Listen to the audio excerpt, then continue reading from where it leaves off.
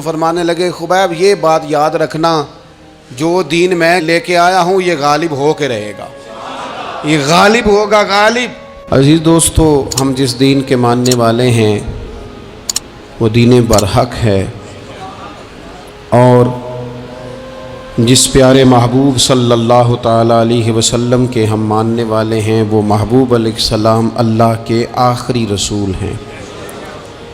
نبی اکرم صلی اللہ تعالیٰ علیہ وسلم کامل اکمل اور مکمل دین لے کر تشریف لائے۔ اب یہ دین اسلام ایسا مضبوط، ایسا مستحکم دستور حیات ہے کہ قیامت تک اسی دین کا سکہ چلے گا۔ وقتی طور پر جو حالات امت پر اس وقت گزر رہے ہیں اس میں امت محکوم نظر آتی ہے، کمزور نظر آتی ہے، اور ہم دیکھتے ہیں کہ غیروں کا رعب بھی ہمارے حکمرانوں کے چہروں اور ان کے لہجوں پر نظر آتا ہے۔ جو قومیں کسی کا رعب اختیار کرتی ہیں، کسی شخص کو اس طرح کا بڑا جانتی ہیں کہ احساس کمتری کا شکار ہو جاتی ہیں، وہ اپنی آنے والی نسلوں کو کبھی مضبوط نہیں کر پاتی۔ ہمارے مزاجوں میں اور ہمارے روزمرہ کے معاملات میں کچھ چیزیں اس طرح کی رکھ دی گئی ہیں کہ لوگ احساس کے نیچے دبتے چلے جا رہے ہیں۔ برادریزم ایک بہت بڑا ایشو رہا ہمارے ہاں۔ میں بڑی درد کے ساتھ یہ بات عرض کیا کرتا ہوں کہ زیادہ گناہ اور زیادہ جرم اس بندے کا نہیں جو اپنی برادری کو بڑا سمجھتا ہے، بلکہ زیادہ مجرم وہ ہے جو اپنی برادری کو چھوٹا سمجھتا ہے۔ اس نے کیوں اپنے اندر احساس کمزوری پیدا کیا؟ اس کو کیوں ضرورت پیش آئی یہ کہنے کی کہ میں کسی کمزور قبیلے سے تعلق رکھتا ہوں؟ اسے کھل کے کہنا چاہیے تھا کہ میں بھی جناب آدم کا بیٹا ہوں۔ اسے کھل کے کہنا چاہیے تھا کہ میں بھی رسول رحمت کا غلام ہوں، میں بھی اللہ کا بندہ ہوں۔ کھل کر بات کرنی چاہیے۔ احساس کے نیچے دب جانا، پریشان۔ پھر اسی طرح کا معاملہ امیری غریبی کا ہے۔ غربا کیوں یہ سمجھ بیٹھتے ہیں کہ جس کے پاس پیسے زیادہ ہیں شاید فضل بھی زیادہ اسی کے پاس ہے؟ کیوں اس احساس سے باہر نہیں آتے؟ اگر دولت بہت اعلیٰ ہوتی نا اور بڑی ہی قیمتی ہوتی تو سب سے زیادہ سیدہ فاطمہ زہرا کے گھر میں ہوتی،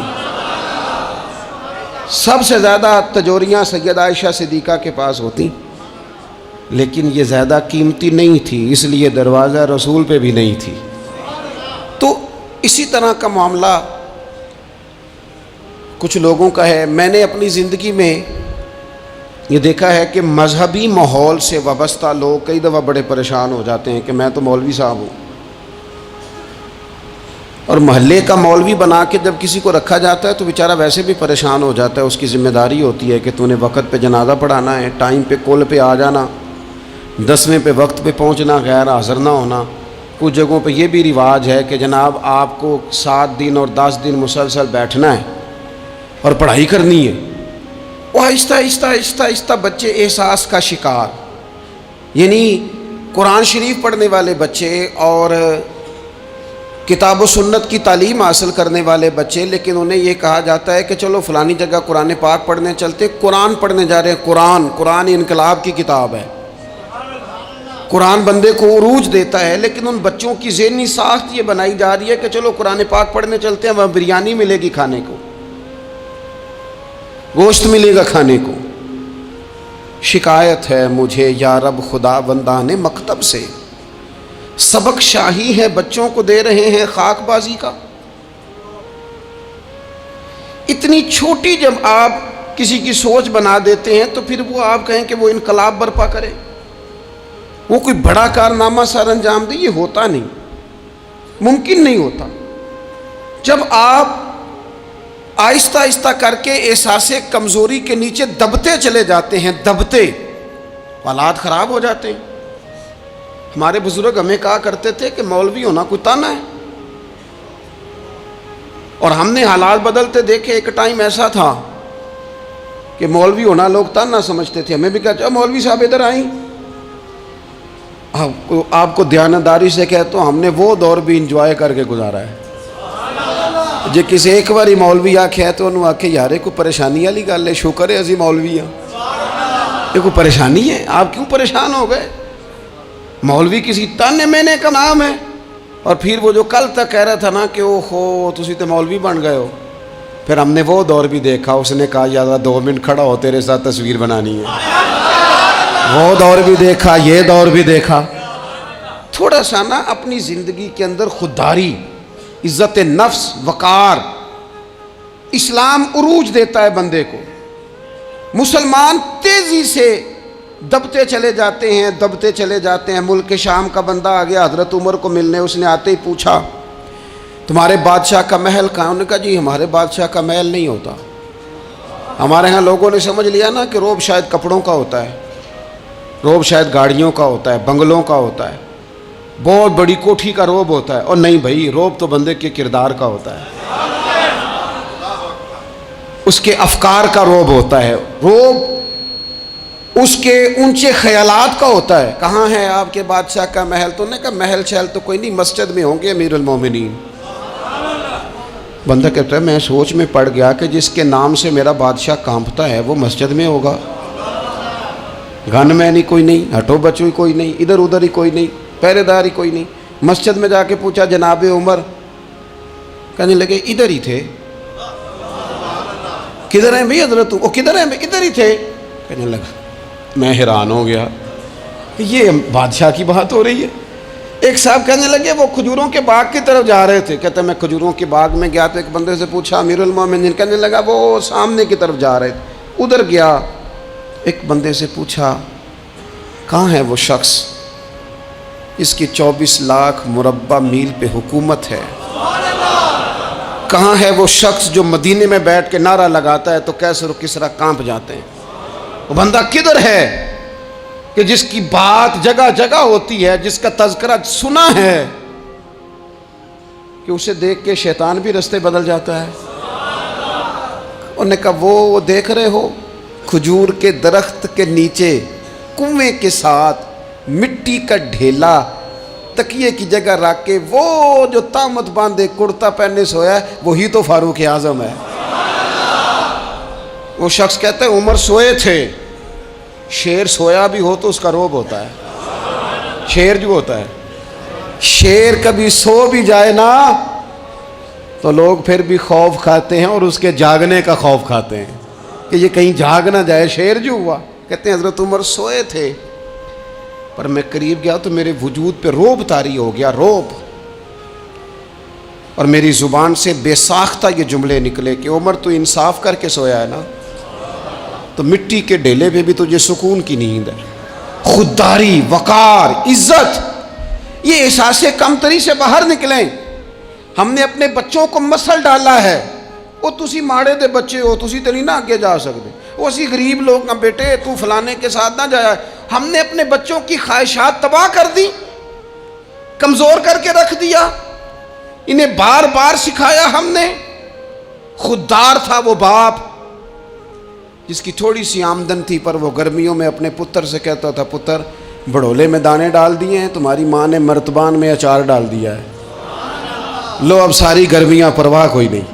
وہ خوددار لوگ تھے، لیکن آج یہ دین غالب ہونے کے لیے آیا ہے، مسلمان نے غالب ہونا ہے۔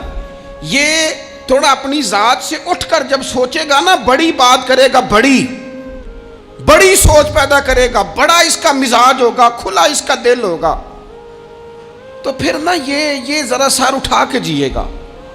قرآن مجید کی جو آیت کریمہ میں نے تلاوت کی، اللہ کریم نے فرمایا هو الذی ارسل رسولہ بالہدی ودین الحق، فرمایا وہ قادر مطلق ہے جس نے اپنے رسول کو ہدایت اور حق دے کے بھیجا ہے۔ دو چیزیں دے کے بھیجا ہے، ہدایت اور حق۔ کتاب ہدایت اور حق حضور لے کے آئے، کس لیے بھیجا ہے؟ کہ نیرا تسبیح پڑھیں اور سو جائیں، نیرا جناب عبادت کریں اور آرام کریں، نیرا جناب تلاوت کریں اور آرام کریں، نہ۔ هو الذی ارسل رسولہ بالہدی ودین الحق، وہ رب ہے جس نے اپنے نبی کو، اپنے رسول کو ہدایت اور حق دے کے بھیجا ہے. کیوں؟ کہ لیظہرہ علی الدین کلہ، تاکہ اس دین کو تمام دینوں پر غالب کر دے، اس کو غالب کرے، ہر دین پر یہ دین چھا جائے. وَلَوْ كَرِهَ الْمُشْرِكُونَ، اگرچہ مشرکوں کو یہ بات بری ہی لگے، نا پسند آئے، کسی کو نہیں آتی. لِيُظْهِرَهُ عَلَى الدِّينِ كُلِّهِ، یہ دین غالب ہونے کے لیے آیا. غالب، تو نماز بھی پڑھ، عبادت بھی کر، لیکن یہ بھی خیال رکھ کہ دنیا میں نماز والے نبی کا نظام بھی قائم کرنا ہے. تیرے پاس نری مسجد نہیں ہونی چاہیے، حکومت بھی ہونی چاہیے. مسلمان کے ہاتھ میں نری تسبیح نہیں ہوگی، یہ انان حکومت بھی چلائے گا. اس کے اندر خودداری ہوگی. حضرت عمر تہجد بھی پڑھتے تھے اور سویرے حکومت بھی کرتے تھے. حضرت صدیق اکبر ساری رات مدینے والے کی یاد میں رویا بھی کرتے تھے، اور صبح اٹھ کر تلوار لے کر نبی پاک علیہ السلام کی ختم نبوت کے منکروں کے خلاف جہاد بھی کیا کرتے تھے. جب تک اپنے مزاج میں وہ شوق نہیں پیدا ہوتا کہ دین کو غالب کرنا ہے، جد و جہد کرنی ہے، کوشش کرنی ہے. بڑا سوکھا ہے ہمارے لیے بھی، آرام سے نماز پڑھیں، نفل پڑھیں، عبادت کریں. اور ویسے بھی اسے لوگ زیادہ بڑا پیر سمجھتے ہیں جس کی تسبیح زیادہ لمبی ہو.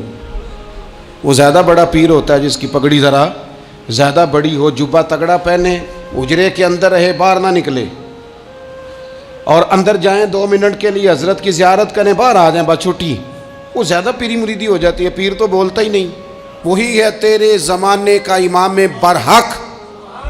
اقبال کہنے لگے وہی ہے تیرے زمانے کا امام برحق، جو تجھے حاضر و موجود سے بیزار کرے اور موت کی شکل میں دکھلا کے تجھے جلوہ یار، زندگی تیرے لیے اور بھی دشوار کرے. تو جو تیرا جینا مشکل کر دے نا، وہ تیرے زمانے کا امام برحق ہے، تیرے لیے زندگی دشوار کر. یہ کیا بات ہوئی کہ ٹھیک ہے جناب آپ موج کریں جو دین غالب ہونے کے لیے آیا. دین کے مزاج میں غلبہ ہے، دین کی طبیعت میں غلبہ ہے. دیندار چھا کے وقت گزارا کرتے ہیں. اللہ تعالیٰ نے اس دین کے اندر وہ قرار دیا ہے، وہ وسعت دی ہے، وہ درد دیا ہے، وہ ذوق دیا ہے. اپنے اندر سے وہ بت توڑ ڈالیں جو بت مایوسی پھیلاتے ہیں. ان جگہوں سے نکل آئیں جہاں انسان کمزور پڑتا ہے. اٹھ باندھ کمر کیوں ڈرتا ہے، پھر دیکھ خدا کیا کرتا ہے. آگے کی طرف دیکھیں، آگے کی طرف دیکھیں. میرے نبی اکرم صلی اللہ تعالیٰ علیہ وسلم نے فرمایا حالات جتنے بھی خراب آ جائیں، ماحول جتنا بھی بگڑ جائے، امت پر دشواری جتنی بھی آئے، حضور علیہ الصلاۃ والسلام نے فرمایا ہے یہ دین اسلام ہے. یہ مسلم کے لفظ ہیں. حضور فرماتے ہیں یہ دین ہمیشہ قائم رہے گا. اور فرمایا ایک جماعت ہوگی پوری میری امت کی جو دین اسلام کے دفاع میں کام کرتی رہے گی، جد و جہد کرتی رہے گی، کوشش کرتی رہے گی، ہمت کرتی رہے گی. میرے عزیز حضور نے فرمایا ہمیشہ یہ دین قائم رہے گا، اور ایک جماعت ہمیشہ اس دین کے لیے کام کرتی رہے گی. اور میرے نبی پاک علیہ السلام نے فرمایا 100 سال کے بعد تو اللہ ضرور اس امت میں ایک ایسا شخص پیدا کرے گا، یہ ابن ماجہ میں حدیث موجود ہے، جو اس دین کی نئے سرے سے تجدید کر دے گا. وہ لوگ آتے رہے، جب حالات بڑے بگڑے تو حضرت عمر بن عبدالعزیز آ گئے، حالات کا رخ بدل کے رکھ دیا. پھر معاملات بڑے بگڑے تو امام شافعی جیسے لوگ آ گئے، غوث اعظم جیلانی جیسے لوگ آ گئے. حالات بڑے بگڑے تو شیخ عبدالحق محدث دہلوی جیسے لوگ آ گئے. ہندوستان میں جب ماحول بڑا کٹھن ہوا تو اعلیٰ حضرت فاضل بریلوی جیسے لوگ آ گئے. ہر صدی کے سرے پر اللہ تعالیٰ ایک مجدد بھیجے گا. حضور کا وہ غلام دین کو نئے سرے سے تازہ کرے. دین کے چمن میں ہمیشہ بہار رہے گی، ہمیشہ نورانیت رہے گی، ہمیشہ نور اعلیٰ نور رہے گا. یہ کام صرف کرنے کا کام کیا ہے؟ یہ دین تو پھلے گا پھولے گا. جو آگے بڑھ کے خدمت میں حصہ ڈال لے گا نا، وہ اپنا نفع کرے گا. یہ قرآن پاک ہے، یا ایھا الذین آمنوا ان تنصروا اللہ ینصرکم ویثبت اقدامکم. اللہ فرماتے ہیں اے لوگو اگر تم اللہ کے دین کی مدد کرو گے نا تو اللہ تمہاری مدد کرے گا. ویثبت اقدامکم، اور تمہارے قدم جما دے گا، تمہیں استقامت دے. تم آگے، اور دین کی مدد صرف پیسوں سے نہیں ہوتی. کوئی شخص سمجھے کہ فقط مال سے مدد ہوتی ہے. جب آپ وقت پر آ کر مسجد میں جمعے کی نماز ادا کرتے ہیں تو یہ بھی آپ دین کی خدمت ہی کرتے ہیں. جب آپ دینی اجتماعات کی رونق بڑھاتے ہیں تو یہ بھی آپ دین کی خدمت ہی کرتے ہیں. جب آپ کسی دین کے طالب علم کا حوصلہ بڑھا دیتے ہیں نا، بیٹے بڑی بات ہے قرآن پڑھتے رہنا، یہ بھی آپ خدمت ہی کرتے ہیں. جب آپ دین کے بارے میں کسی جگہ بیٹھ کے اچھی بات کر دیتے ہیں، یار اللہ کا فضل ہے ہمارے دین میں یہ خیر اللہ نے رکھی، یہ بھی آپ دین کی مدد ہی کرتے ہیں.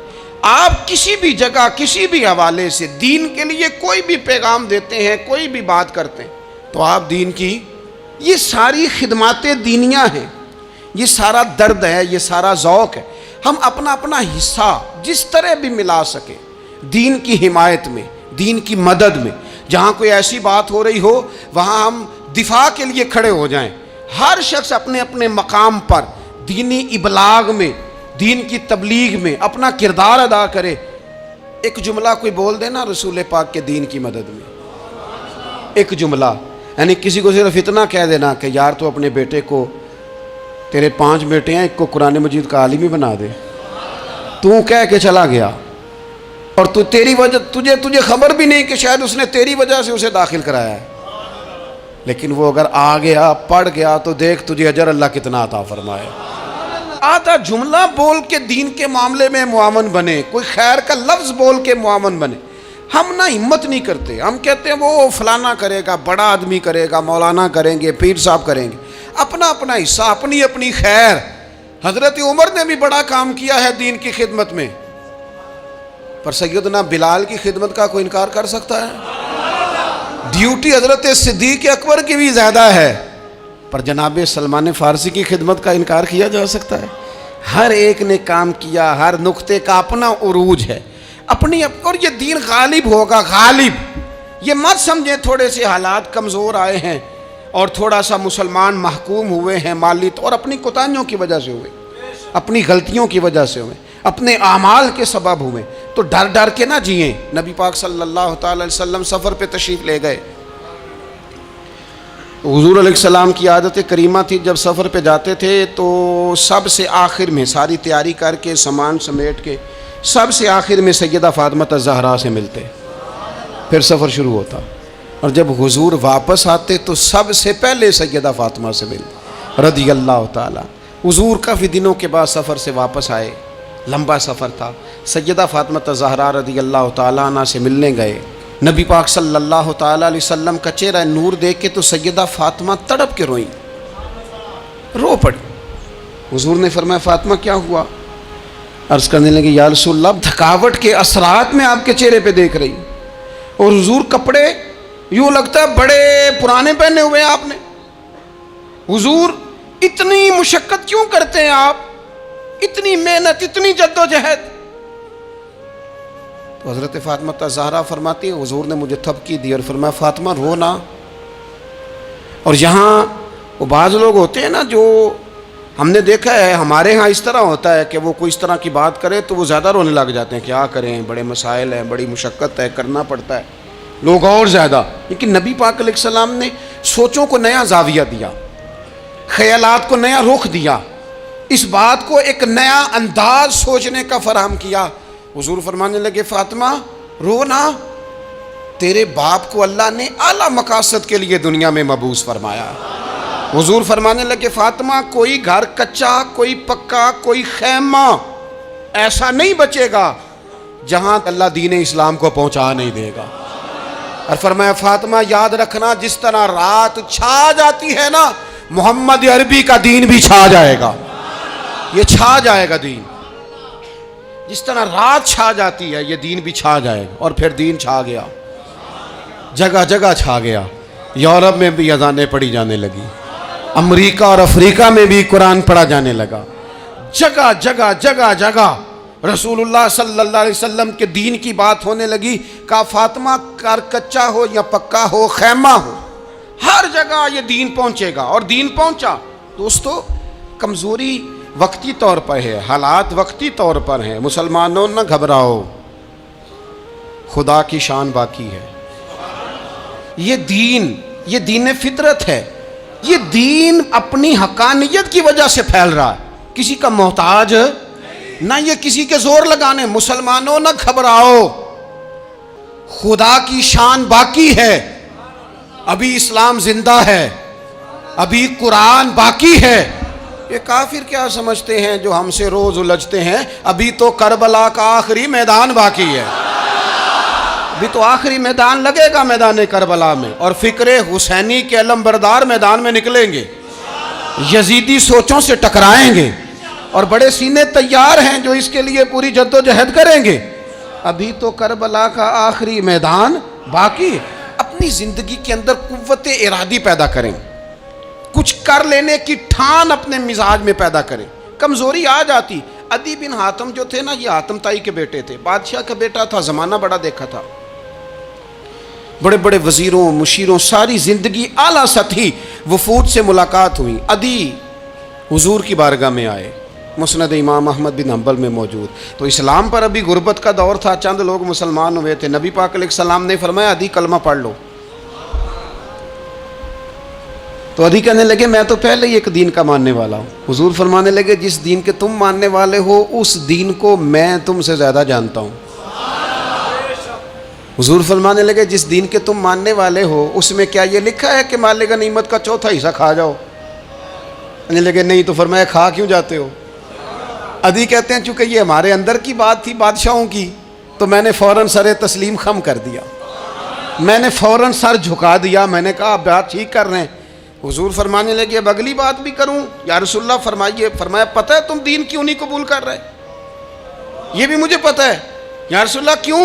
فرمایا تم دیکھتے ہو کہ دین کے ماننے والے غریب غریب لوگ ہیں, تم دیکھتے ہو کہ ابھی یہ کمزور ہیں, تم دیکھتے ہو کہ مکے والوں نے مدینہ طیبہ سے پریشان کر کے مسلمانوں کو نکال دیا ہے. یہ غریبی دیکھ کر, بظاہر اسلام کی کمزوری دیکھ کر تم کلمہ نہیں پڑھ رہے؟ حضور فرمانے لگے عدی مقام حرا کا نام سنا ہے؟ بڑی دور تھا علاقہ وہ, مقام حرا کا نام سنا ہے؟ عدی کہنے لگے حضور سنا ہے پر وہ جگہ دیکھی نہیں. محبوب فرمانے لگے سن, میں وہ وقت لے کے آؤں گا, میرا دین اس طرح نافذ ہوگا کہ ایک عورت مقام حرا سے اونٹنی پہ اکیلی بیٹھے گی اور اکیلی آئے گی اور آ کے بیت اللہ کا طواف کرے گی, سوائے اسی اللہ کے کسی کا خوف نہیں ہوگا, رب کے علاوہ کسی سے نہیں ڈرے گی. یہ دور آئے گا. تو دیکھ رہا ہے کہ صرف مکے پہ حکومت نہیں, دنیا پہ مسلمان چھا جائیں گے. اور حضور فرمانے لگے کسرا کا نام سنا ہے؟ کہا حضور وہ تو بظاہر اس وقت بڑا تگڑا بادشاہ ہے. فرمایا اس کے علاقے بھی فتح ہوں گے, وہ خزانے مسلمانوں کے پاس آئیں گے. اور فرمایا تو تیسری بات نبی پاک نے بیان کی, فرمایا تو یہ دیکھ رہا ہے کہ مسلمانوں میں غربت ہے؟ فرمایا عدی ایک وقت آئے گا لوگ دینے کے لیے نکلیں گے پر انہیں لینے والا کوئی نہیں ملے گا. ایک وقت آئے گا لوگ دینے نکلیں گے, لینے کوئی نہیں آئے گا. عدی کہتے ہیں کہ میں رسول کریم کا کلمہ پڑھ کے مسلمان ہو گیا, اور پھر زیادہ دور نہیں گزرا. عدی رویا کرتے تھے, حاتم تائی کے بیٹے عدی رویا کرتے تھے اور رو کے بتایا کرتے تھے لوگوں وہ جو حضور نے فرمایا تھا نا بی بی حرا سے چلے گی اور طواف کرے گی, وہ بی بی میں نے اپنی آنکھوں سے آتی دیکھی. میں نے اس تنہا عورت کو حضور سید عالم کی پیشن گوئی کے مطابق بیت اللہ کا طواف کرتے دیکھا, اسے سوائے اللہ کے کسی کا ڈر نہیں تھا. اور عدی کہنے لگے وہ جو حضور نے فرمایا تھا نا کہ کسرا کے خزانے فتح ہوں گے, فرمایا وہ جب فتح ہو رہی تھی تو میں خود اس جنگ میں شریک تھا, مجھے اللہ نے موقع دیا, میں مجاہدوں میں شامل تھا. اور فرمانے لگے تیسری پیشن گوئی رہ گئی ہے, مجھے امید ہے وہ بھی پوری ہوگی. حضرت عمر بن عبدالعزیز کے زمانے میں آ کے وہ دور بھی آیا کہ لوگ زکوٰۃ دینے نکلتے تھے, لینے والا کوئی نہیں ملتا تھا. لوگ کسی کو غریب سمجھ کے صدقہ دینے لگتے تھے, وہ کہتا تھا بھائی لے جا, میں تو رات خود دے کے آیا ہوں. لوگ دینے نکلتے تھے, لینے والا کوئی نہیں. اسلام کی فطرت میں قدرت نے لچک دی ہے, اتنا ہی یہ ابھرے گا جتنا کہ دبا دو گے. یہ مولویوں کی وجہ سے, پیروں کی وجہ سے, سیاست دانوں کی وجہ سے نہیں چھائے گا. یہ کیوں چھائے گا کہ ارسل رسولہ بالہدی ودین الحق, یہ اس لیے چھائے گا کہ اللہ نے بھیجا ہی حق کے ساتھ ہے, یہ آیا حق کے ساتھ ہے, لہذا چھا جائے. حق ہمیشہ چھا جایا کرتا ہے. اور وَقُلْ جَاءَ الْحَقُّ وَزَهَقَ الْبَاطِلُ إِنَّ الْبَاطِلَ كَانَ زَهُوقًا. جب حق آتا ہے تو باطل خود بخود چھپ جاتا ہے, اور باطل ہوتا بھی مٹ جانے کے لیے. بس نا یہ دین چھا. حضرت خباب بن الارت رضی اللہ تعالیٰ عنہ فرماتے ہیں ہمیں بڑی تکلیف دی کفار مکہ نے, قریش نے بڑا ستایا. نبی پاک علیہ السلام خانہ کعبہ کے ساتھ ایک چادر لے کے آرام فرما رہے تھے. ہم حضور کی بارگاہ میں گئے, یا رسول اللہ دعا کریں یہ تباہ ہو جائیں, تنگ بڑا کرتے ہیں. حضور آپ دعا کریں اللہ کی بارگاہ میں. تو حضور اٹھ کے بیٹھ گئے, فرمایا جلدی نہ کرو, تم سے پہلے ایسے لوگ گزرے ہیں جن کو گڑوں کے اوپر رکھ کے نا تو آروں سے کاٹ دیا جاتا تھا, وہ 2 ٹکڑے ہو جاتے تھے. فرمایا جلدی نہ کرو, تم سے پہلے ایسے لوگ گزرے ہیں کہ لوہے کی کنگھیوں سے ان کا گوشت نوچ دیا جاتا تھا, ہڈیاں تک زخمی ہو جاتی تھی, سی نہیں کرتے, زخم پہ زخم کھا کے جی خون جگر کے گھونٹ پی, آہ نہ کر لبوں کو سی, یہ عشق ہے کو دل لگی نہیں. کہا خباب تھوڑا صبر کرو. اور پھر حضور فرمانے لگے خباب یہ بات یاد رکھنا, جو دین میں لے کے آیا ہوں یہ غالب ہو کے رہے گا, یہ غالب ہوگا غالب. وہ ابو سفیان جو میدان احد میں کہتے تھے فلاں بھی ہم نے مار دیا, فلاں بھی مار دیا, جب 10,000 کا لشکر لے کے نبی پاک گئے تھے نا دوبارہ واپس, 10 سالوں میں 3 لوگ لے کے حضور مکے سے آئے, اور 10,000 کا لشکر لے کے جب دوبارہ گئے نا, ابو سفیان کہنے لگے لڑنا ہی نہیں, کیونکہ جس شان سے معصوم آمنہ آئے ہیں لڑنے والی بات ہی کوئی نہیں, طاقت ہی نہیں, آنکھ نہیں ملا سکتے تو ہاتھ کیسے اٹھائیں گے. لیکن پتہ ہے حضور کا طریقہ کیا تھا, سیاہ امامہ تھا, اونٹنی پہ بیٹھے تھے, اور گردن محبوب نے اتنی جھکائی تھی کہ وہ اونٹنی کی گردن سے لگ رہی تھی. اس شان کے ساتھ حضور داخل ہوئے, اذا جاء نصر اللہ والفتح ورأیت الناس یدخلون فی دین اللہ افواجا. اپنے اندر نہ تھوڑی سی, آپ 24 گھنٹے دنیا کمائیں, کوئی منع نہیں کرتا, مال کمائیں, جائیدادیں بنائیں, حلال کمائیں, جتنا مرضی کمائیں, لیکن نہ کچھ تھوڑا سا اپنے آپ کو دین کے لیے, صرف مالی طور پر نہیں. ہمارے ہاں ایک بہت بڑا مسئلہ یہ بن گیا کہ صرف مالی طور پر ہم سمجھتے ہیں دین کی مدد کر دی. اگر آپ اپنے پتر کو نمازی بنا چکے ہیں تو ایک کام آپ نے دین کی خدمت کا کر لیا. اگر آپ کی بیٹی پردے کی عادی ہو گئی ہے تو آپ نے دین کی خدمت میں ایک حصہ ڈال لیا ہے. اگر آپ کے گھر کے اندر آپ ان ساری چیزوں کو بین کرنے میں کامیاب ہو گئے, یا ایھا الذین آمنوا قوا انفسکم واہلیکم نارا, ایمان والو خود بھی دوزخ سے بچو, اپنے اہل خانہ کو بھی بچاؤ. اگر فحاشی اور یانی کا رستہ آپ نے اپنے دروازے کے باہر روک دیا ہے تو آپ نے دین کی خدمت کر لی ہے. اگر آپ اپنے دوستوں کو نمازی بنانے میں کامیاب ہو گئے ہیں, اگر آپ چند لوگوں کو قرآن پڑھانے میں کامیاب ہوئے ہیں, تو پھر کچھ نہ کچھ حصہ آپ نے دین میں شامل کیا ہے. کرنے کا کام یہ ہے کہ اپنا اپنا حصہ اپنی اپنی خیر دین میں ملائیں, جدوجہد کریں, کوشش کریں. 2 جملے بول کر, جب کوئی بندہ کہہ رہا ہو نا جی بڑا مشکل ہے دین پہ عمل کرنا, تو اسے کہیں دین پہ ہی چلنا تو آسان ہے, دین پہ چلنا ہی تو آسان ہے.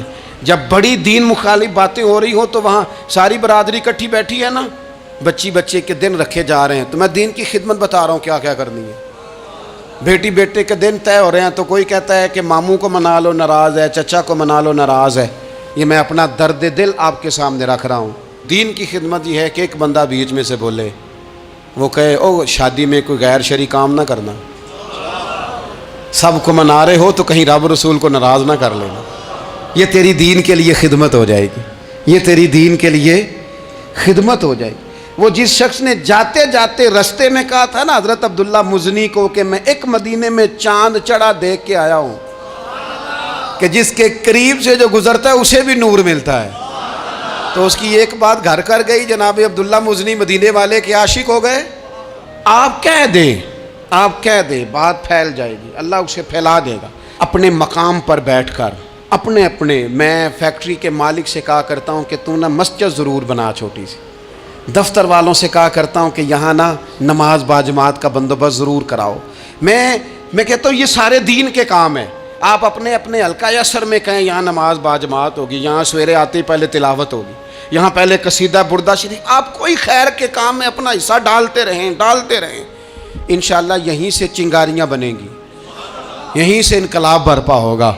और इमाम जाफ़र सादक के कौल पर अपनी बात समेटूंगा। किसी ने कहा था मैं दीन की तबलीग करना चाहता हूँ, तो फरमाने लगे सौखा हाल है, तो दीन पे अमल करना शुरू कर दे। दीन की तबलीग होनी शुरू हो गई, अमल कर।